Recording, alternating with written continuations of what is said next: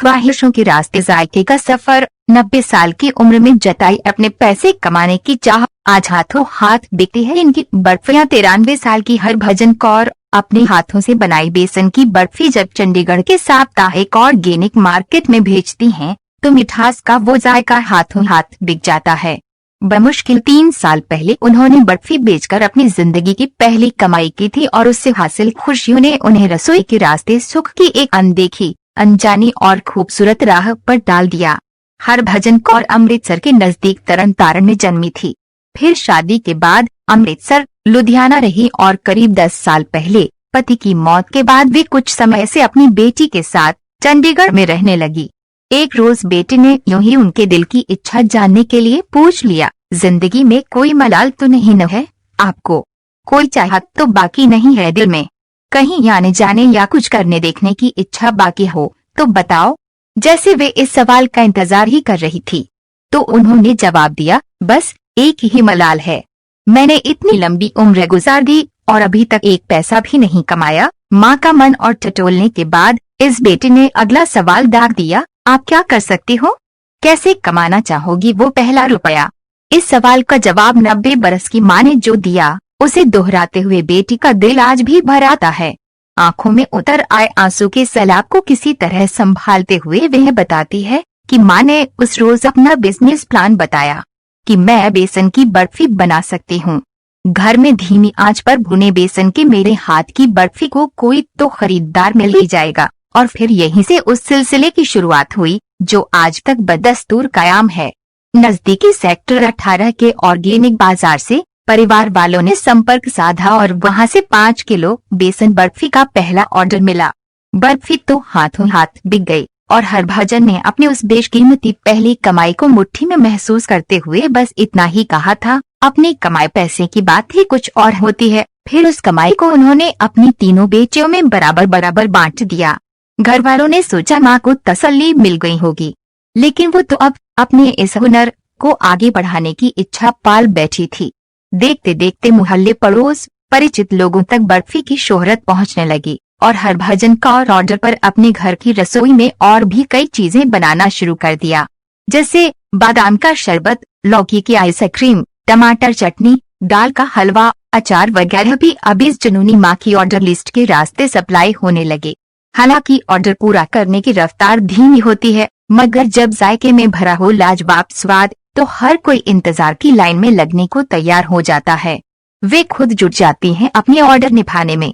घर में काम के लिए आने वाले सहायिका या बेटियां नातिन को कुछ भी छूने या हाथ बंटाने की भी छूट नहीं होती। मेवे मगज बीनने, छांटने, धोने, सुखाने से लेकर खराम आंच पर स्वाद और सुगंध की कीमियागिरी चलती रहती है। जिस बेसन बर्फी के दम पर हरभजन ने इस पकी उम्र में यह निराला सफर शुरू किया है, उसे बनाना उन्होंने अपने पिता से सीखा था। यानी करीब 100 साल पुरानी रेसिपी का स्वाद आज भी जिंदा है। अपनी कुछ रेसिपी वे अपने नाती शेफ को सौंप चुकी है, जो अपने रेस्टोरेंट में पंजाब की इस खानपीन विरासत को हमेशा के लिए सुरक्षित कर चुका है।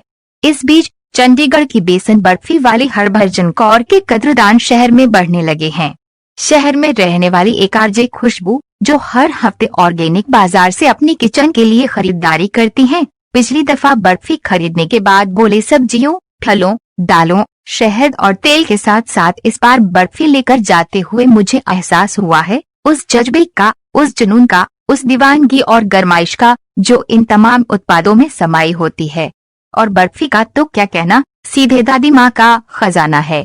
हरभजन कौर की नातिन को नानी के हौसले और जुनून पर इतना फख्र है कि उसने बाकायदा हरभजन ब्रांड नाम उनके व्यंजनों को सुझाया है और एक खूबसूरत सी टैगलाइन भी सोच ली है, डैश बचपन की याद आ जाए अब जब नानी का कदम बढ़ चुका है एंटरप्रेन्योरशिप की राह पर, तो नातिन भी कहाँ पीछे रहने वाली है। जल्द उसकी शादी है और वो खास मेहमानों को हलवाई की मिठाई नहीं बल्कि नानी के हाथ की बर्फी देने की ठान चुकी है। और उनकी रसोई से उठती महक बता रही है कि नानी अपनी लाडली की इस फरमाइश को पूरा करने में जुट चुकी हैं। उनका इरादा किसी हल्दीराम बीकानेर वाला को मात देने, किसी दौड़ में शामिल होने या लाखों करोड़ों की कमाई करने का नहीं है। उन्हें कुछ साबित भी नहीं करना है। वो तो उन छोटी छोटी इच्छाओं को पूरा करने की दास्तान है जो अक्सर हमारे सीनों में कहीं अटकी रह जाती हैं। उनकी कहानी इस पकी उम्र में स्वाभिमान, आत्मसम्मान और अनंत खुशियों को हासिल करने की तरकीब सिखाती है। हरभजन कौर की इस कहानी को जानने सुनने के बाद कुछ लोगों ने ऐसा ही कुछ अपने पेरेंट्स के लिए भी करने की इच्छा जताई है।